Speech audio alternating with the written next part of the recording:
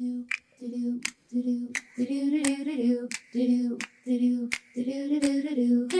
the theme song.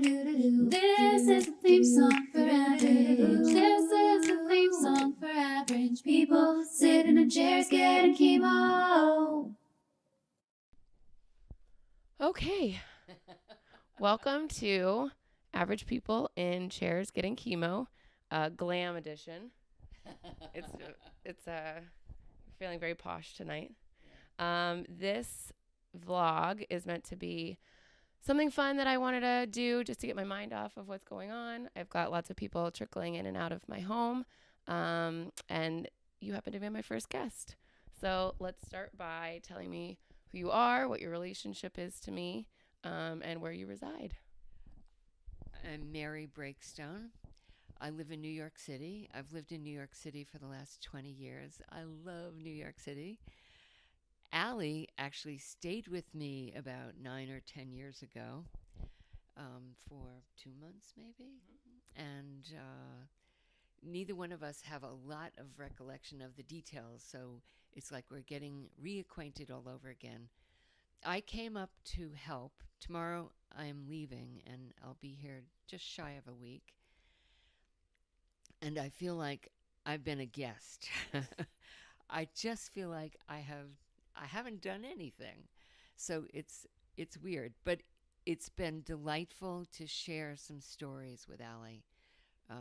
We both have a very different experience because of our age difference, but it's really been I feel like we're really bonding, and it's been a nice feeling. And she is my niece. Well, first of all, you've been an enormous help, so don't discredit your being here. It's been tremendous. So thank you. We're going to get right into the hard questions. What's your favorite color? That changes. It's been blue. It's been red. Right now, I'm just taking a stab and saying purple, but I'm sort of making that up. And animal, food, media. Do you have like a favorite food right now? I love fish. Fish of any kind. Okay. And I love Italian food. Yeah. I don't have any animals. I grew up with dogs all the time. We had 2 or 3 growing up as kids all the time. And I had 2 dogs myself, and when I first got married. But no, I lived with dogs when you didn't have to pick up their poop, and I'm just not ready to do that. I've changed enough diapers in my lifetime and dealt with enough poop. I'm done. All right, that's fair enough. Yeah.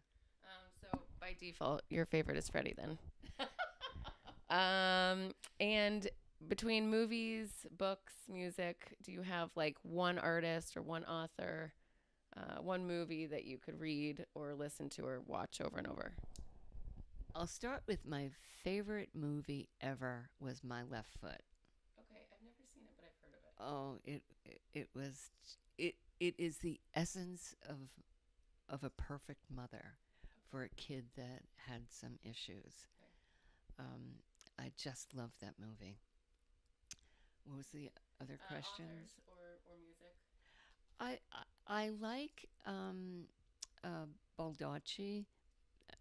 I may be pronouncing his name wrong, but he's a spy novelist, and every book he writes I love. But other than spy novels, I prefer nonfiction. Yeah. Okay. What was the next? No, it's just kind of, yeah, if you had any tune that, when you hear it's your favorite song, something that's nostalgic maybe. I love Al Green, Ed Gerhardt, Pavarotti. So different day, and about 5 years ago, I discovered Chris Smithers. Bob and I went to an outdoor concert where they had 5 different bands set up, and Chris Smithers was performing. And everybody in the audience except Bob and I were singing the words to his songs. I never heard of him before, and now I listen to him at least 4 days a week on Pandora. Oh, nice. Yeah, it was nice discovery. For clarification, Bob is your husband. We did not live near each other growing up, and I don't remember your time in Florida.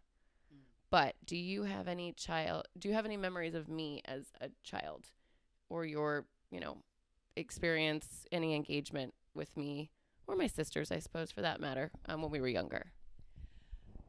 Not a lot. Most of the time I was hearing about you going off skiing with your dad. Even the time that I was in Florida working for your dad's company, most of the time I came over to babysit for your animals while you guys went away. Oh. So yeah, Glamorous for you. yeah. So I don't have a lot of stories that I can recall. That's okay. Yeah. We're making them now. Okay. Yes. Have you ever been diagnosed with a serious illness? If not, any health issue that you've encountered in your life, where were you and how did it make you feel? I had a partial hysterectomy when I was 30, your age, and I wasn't scared about it in the sense that I didn't feel my life was in danger. But operations that many years ago, so I am 73, so 43 years ago, I was in the hospital for 10 days, and it was extremely painful, and I was not allowed to walk up and down stairs for 2 months after that. Yeah. So I was out of work for almost 3 months. Wow. So I remember feeling the first time that I was able to walk outside and go for a walk, I was able to walk about a half a block. Wow. And I thought I was going to faint and wouldn't be able to get back home if I didn't go back. And I do remember when my father had an operation, I told him that, my experience was that I was just so exhausted that you almost feel like you're going to give up, like, I'd rather not live like this. And there wasn't anyone around who told me that it'll go away in time. So that part was scary. But I feel even silly saying it because you're dealing with so much more than that.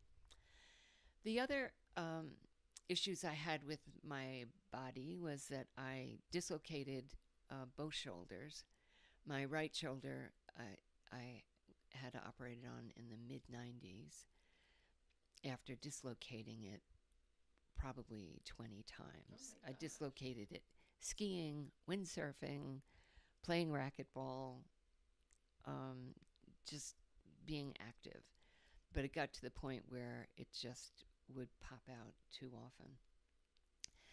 And the crazy thing is that 25 years later, when I was dislocating my left shoulder, I went back to the same doctor. Oh, wow. And he was still performing surgery.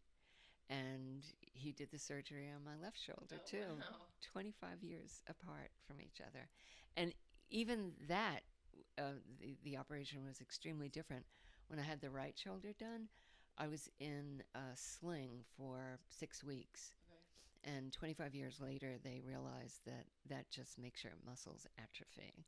So you're in a sling for less than a week. Oh, wow. Yeah. So progress. Yes, for sure. I'm super paranoid that I'm not filming. Nope, we're filming. Good. Okay. We won't make that mistake again. All right. Speaking of, operations and illnesses, do you tend to lean more towards traditional Western medicine, or are you a believer in integrating alternative therapies in addition to kind of traditional ways about treating things? Yeah. I don't know if I can really answer that question, but I'll try. I don't take any medication. I don't take any vitamins and haven't for forever. And I feel that when something is going wrong, that it's often stress. And so I just try to be more active and get to the gym more often. And I'm a firm believer in making your mind work harder to heal your body. But I'm a realist and know that, life isn't that simple. So I certainly would be more open to alternative methods to get healthy over medicine. I resist taking medicine. I mean, yes, I think that most of us are overprescribed these days. And I do believe that not enough effort is being taken to address physical and mental stress in people's lives and the severe impact it has on your body. I can't quote it appropriately, but I do know that there are several studies in the UK where doctors are actually prescribing gym memberships before antidepressants. And it's been a huge success because, I mean, endorphins are a real thing and they do real good for your body. So I truly believe in that as well. Me personally, I'm doing both. I'm doing traditional cancer treatments with nutrition and meditation. It's kind of a mind, body, spirit journey for me. I do not believe that one should just take a single approach, especially traditional medicine. I think that we've made so much progress over the years. However, I do believe that our bodies are capable of healing themselves with aid. So you just kind of have to listen to your own body. Are you superstitious? Do you believe things happen for a reason? No. Simply no. Okay. So you just you think that things happen and they're random and the world just kind of moves, ebbs and flows. I would say when things happen, you have to deal with it. Okay. So you need to see what's going on and find a way to solve the problem. Okay. But when I hear the expression "things happen for a reason," I associate it with God, with God, and I don't believe in that. Okay, so great transition because I know that you don't have a strong faith traditionally, but I did want to know: how do you translate that to work for you? So you don't believe in God, but do you have a strong sense of self or a strong sense of family or determination that like helps you kind of navigate through life? Well, I have heard from a few people in my family that I don't believe in God, and even I am not saying that. Okay. So I feel that I believe in a spirit, but I know when things feel a little scary to me, the first thing I do is internally say, "God, please help me." Okay. So, and that's probably because of my upbringing. I was brought up very strict Catholic, and we said prayers every night, and we went to church every Sunday, and we said the rosary beads, and there was a point in my life where I had a chain with 21 different saints medals on it. So I I rang like a bell when I ran down the street because we were taught there was a saint for everything. Like Saint Anthony will help you find things, and if you pray to the right saint, it will help you. And when I tried to pass on religion to my kids, I couldn't do it because I didn't have the same belief system that I did as a kid. And in a way, it made me sad because as a kid, there was endless hope. I just knew if I prayed to the right saint, I would find what I needed or get better. So I don't worry about whether there is heaven or hell. I feel it's just more important to live your life as best you can and treat other people with respect and be honest. And what happens later, it's not something that I worry about or think about. Yeah. That's a healthy way to look at it. And I think that, I mean, listening to you and also for me, religion changes as you grow. So it's easy to kind of digest and take at face value as a child. But as life gets more difficult and things happen and you grow up and you mature and you meet new people, I think that it, at least for me, and I think for you, it changes with you and it develops um, around you, and you kind of take the pieces that you want from it, and sometimes the other pieces fall to the wayside. Advice. That's our dryer. We have a really high budget set here. Advice for anyone going through life trauma doesn't necessarily have to be medical, but trauma, hard times in their lives, just words of wisdom from personal experience. I think spending the week with you, I have learned more about what it is you should do.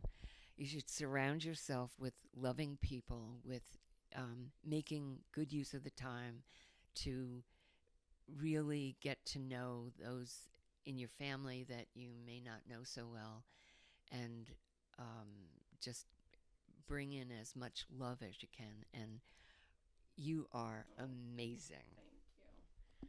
And to transition words of advice for hard times, I want to get your opinion, hear what you have to say to the next generation about the world we live in.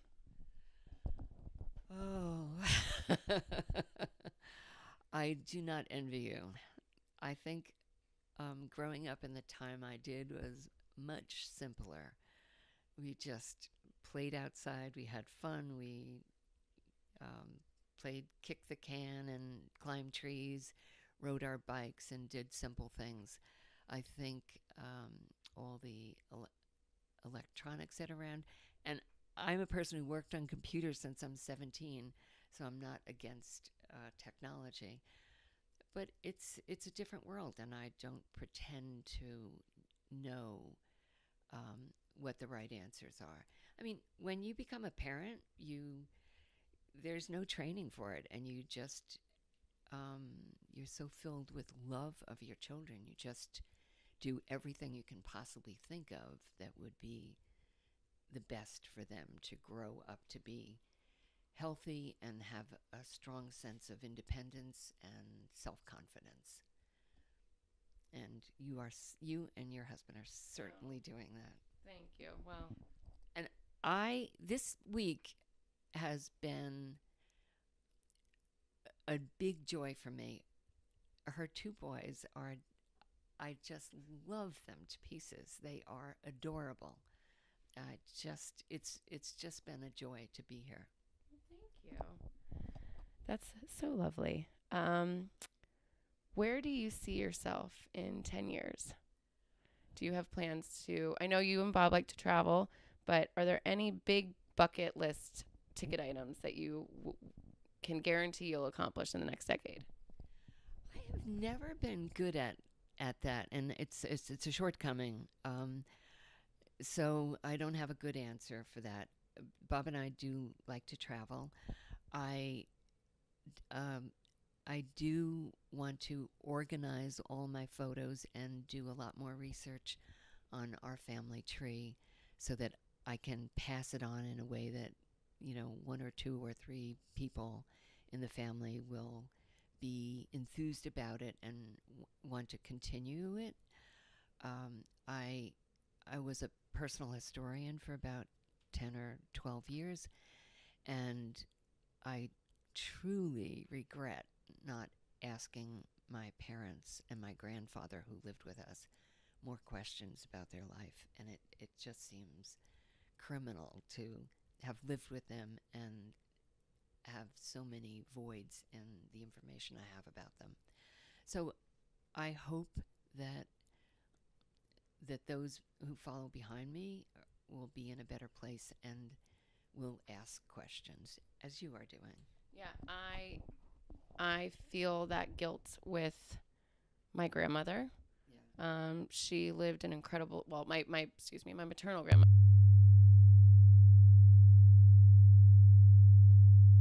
I regret not talking to my maternal grandmother more. She lived an incredible life. She was a very dedicated,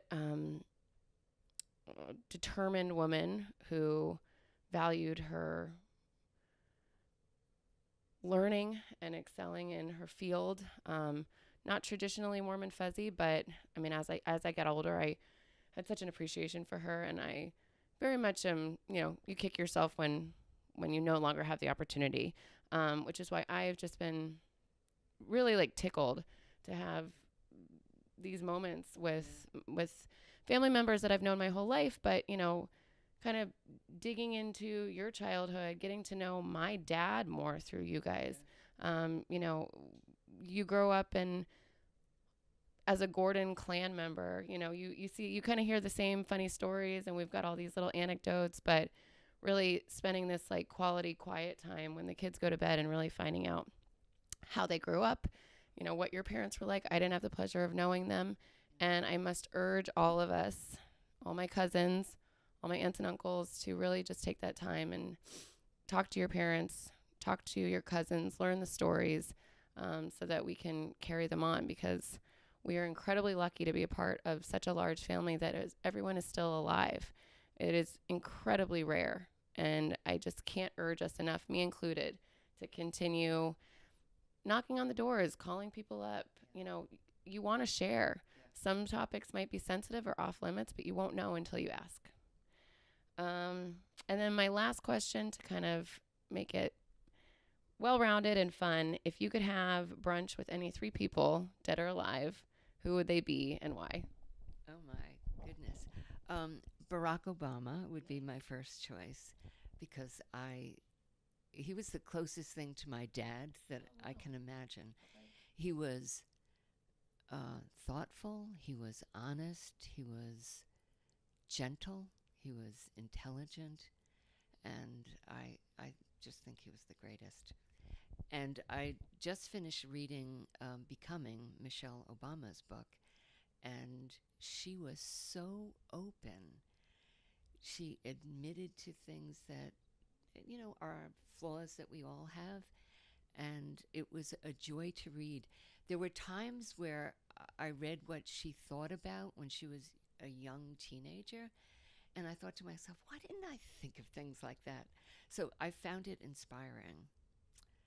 And the third person. So you want Barack and Michelle? And Michelle, okay. Yeah. Oh, a third person. They could be dead. A third person to have lunch with. Brunch, yeah, but they don't have to be living. Okay. Oh, you'd be putting me on the spot if I had to pick just one of my parents. I know. So I'm going to leave it at that. All right, cool, great. Brunch with the Obamas. I can't get much better than that. Well, thank you so much for watching Average People in Chairs Getting Chemo. I am luckily the only one in these chairs getting chemo. I don't wish that on you. But continue to check out our website. I'm going to try and do these every week or every other week. I don't get chemo every week, thankfully. But I will be having guests every week. So it's just a fun opportunity to sit in our very luxurious chairs here in the middle of our, like I said, our high budget, I don't even know the word I'm looking for, platform. I'm tired. and I love talking to my family and friends. So, and I am more than twice her age and totally inspired by her. She is amazing. She's got strength and clarity of thinking and energy and love. Well, and I'm going to leave, the last word I'm going to say is, and I don't know if all of you know this, the first thing I thought to myself when I was diagnosed is, I actually thought of the 11 of you. I really did. And I said, they're all still here, and they've all had struggles. They've all had illnesses. A lot of you have had cancer. And I thought of my grandmother, and I said, you know what? My constitution is just naturally too good for this, so I'm not going anywhere. All right. I love you. All right. I love you.